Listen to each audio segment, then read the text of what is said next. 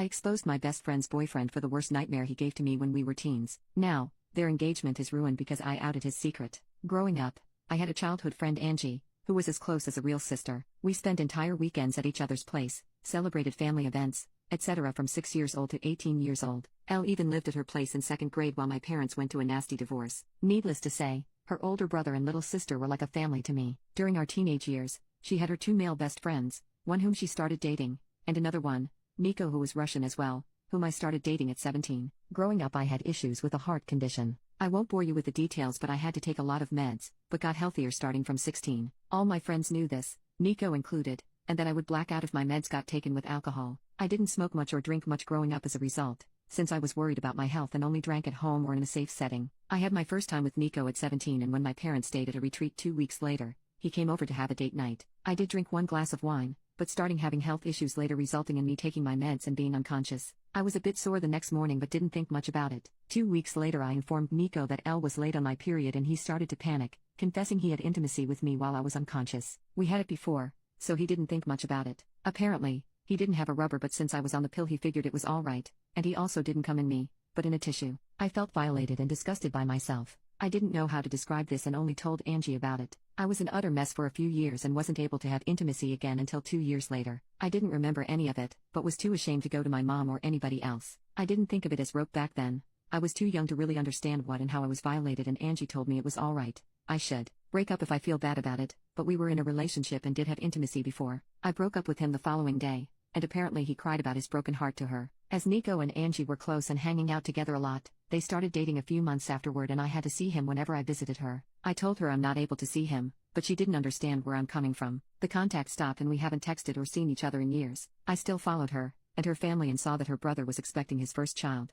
As I was extremely close with her family, I just commented on the Instagram post expressing my gratitude when he reached out to me. I missed his wedding, but he wanted to ask if I would be interested in joining the baby shower as it's been years and we've been extremely close before. He told me I was like a third little sister. I just asked if Nico will be attending as well, as Angie and he have been dating for 9 years now, and he said yes. I didn't elaborate much but just expressed that I'll send a small present if he can give me his current address but won't be attending. He kept on pestering me what exactly happened all those years ago and why I'm not in their lives anymore. Angie told her family I'm not able to see her with an ex of mine, but her brother thought there's more behind it. This is when I think I could be the asshole. I told him the truth about what happened back then, and while I didn't know it at 17, I know now that this was rope and I named it as such. I didn't receive any message back from him, but a few days later Angie reached out to me, furious. Nico had planned to propose during the baby shower, but Angie's brother is against it now, having learned why I stopped the contact. She loves Nico and will stay with him, but by doing so, her brother said she is no longer a part of his life, as he doesn't want his little baby girl in the same family as a rapist. Since then,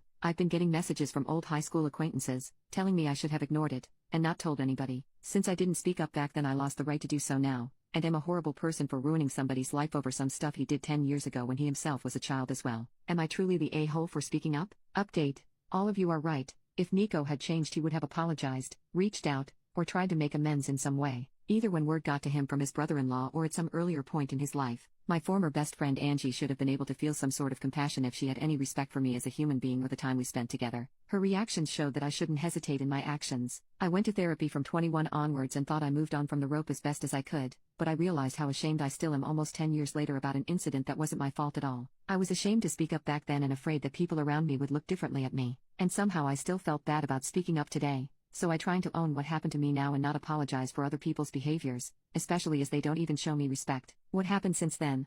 I archived every nasty message I got on WhatsApp so I wouldn't have to read them, but would have the proof if needed at a later point. Angie's mom called me the following day of the incident, crying. I shouldn't have answered the phone, but during the 10 years of friendship, I saw her as an aunt, almost a second mom. She always joked that while her children would run around the house doing whatever, I would always take the time to drink tea and talk with her, showing her more love and time than her actual children. While she said she was sorry for what has been and for what I went through as a child, she couldn't believe that I would ruin Angie's happiness over something like that. With Angie's brother refusing to have Nico as part of the family and Angie standing by Nico's side, it's divided their family and she is heartbroken. She has grown to love Nico like family as well and has known him for nothing more than a considerate young man who she knows will make her daughter happy. It wasn't nasty names or angry talk, just a heartbroken mother who faked to acknowledge my pain and saw the fault in me. Angie's mom tried to get me to apologize or to take it back, but I refused as I didn't see the fault in me. With everything that has happened, I believe that Nico hasn't changed and is just hiding it better somehow. He can see how people are standing by him and supporting his behavior, so he won't have to change. And that is something I didn't want to indulge. Angie's mom not even one used the word rope, and I tried to correct her every time she talked about it, trying to name it for her to understand better, but she would just start sobbing more and it didn't make sense for us to continue to talk. Angie's mom used to be in contact with mine for some time,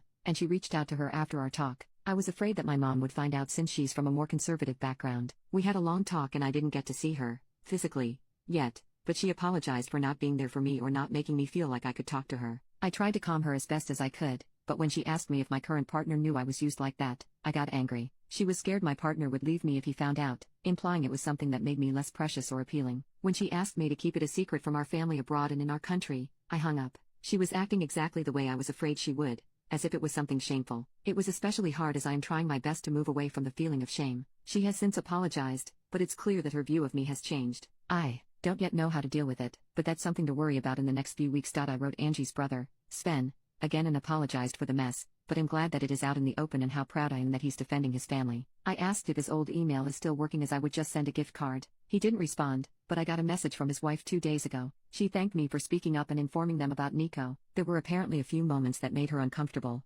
some jokes Nico made, and in retrospect she can see why. Sven apparently informed her the moment he got my initial text, and both of them have since seen Angie but not Nico. She refuses to be in the same room or house as him, and the same goes for their unborn daughter. Angie's mom has been at their place multiple times to beg to forgive Nico, and Sven caved a little. Angie and Nico will get married. Sven will attend but his wife will not. He is allowed in the family but not in contact with either Sven's wife or daughter. Those restrictions are not for Angie. Sven was suffering trying to ease his mother's worries and is not able to take a stand and cut them out completely. This is a compromise they made without his wife's approval, and she told me she's trying her best to cut them out of their life indefinitely. She wanted to move back, closer to her family as well, and thinks this is a perfect opportunity but isn't sure if she can follow through. His wife told me she's terribly sorry for all the issues that came my way and it has been a lot trying to handle the situation on their side. Sven knows it's not my fault but he doesn't want contact. It's hard for him to talk or see my name because even though he knows I'm not the guilty party, in some way I was the bearer or bad news and he sees me as the start of all this drama. She told me a few times that neither believe I'm the bad guy, they just are tired of everything and it's just been extremely hard on them. That's all that has happened so far. I am frustrated about how everything came to be. It feels like Nico will just continue with his life without having to be remorseful. I didn't want him to suffer, but I think some part of me wanted to at least receive some kind of apology for all the suffering I went through afterward. I'm having to deal with my mother and her changed, shameful view of me, and even though I'm happy it's all out, it's extremely hard to stand by my choices. My partner and my best friends both have been my shoulder to cry on during this ordeal. Especially my best friend was enraged with me, and I am extremely grateful to have both by my side. Right now I'm just emotionally drained, but I'm sure it will be better once a few weeks pass.